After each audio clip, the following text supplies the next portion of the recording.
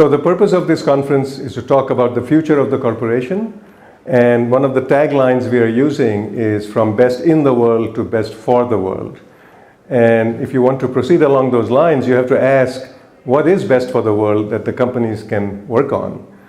Well, two issues that I'd like to talk about are what companies can do in terms of helping the environment and what companies can do in terms of helping jobs and employment. And while lots of people are discussing each of these, my concern is that there are very few people thinking about the interrelationship between the two.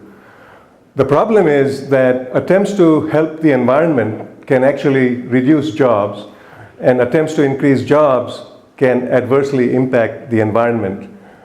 The problem also is that at the moment, if you look at the world GDP, we require at the moment roughly 1.5 Earths in terms of the replenishment capacity that is needed, given how air, water, and all the other natural resources are being used to produce the world GDP.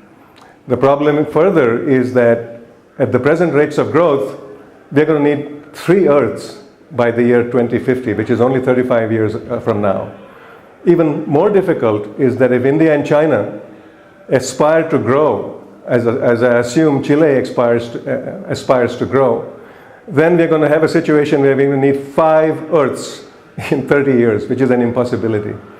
The problem in this whole equation is that the economy, as we have come to experience it over the last 300 or 400 years, is an economy based on consumption of goods and services. And so the problem in this solution that is needed to be addressed is how can we decouple economic growth from consumption? There's no reason why there should be a contradiction between employment and environment. For example, if we could target all the resources and all the jobs to improving the environment, there would be no problem. The problem is that in our economy, the way it is structured, consumer demand is driving the economy. And that becomes a problem beyond a certain point. We know that up to a certain point, everybody needs money. By world calculations, average GDP per person at about $100,000. Up to that point, happiness seems to increase.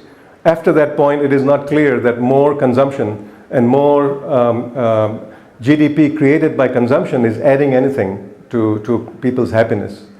So I'm just posing in this talk a fundamental question that has not been addressed, that is not being addressed. I call that the elephant in the room. This is an American phrase we use when we have a big elephant in the room that nobody is paying attention to. It's clear, it's obvious, but we don't want to look at it because it is just too difficult.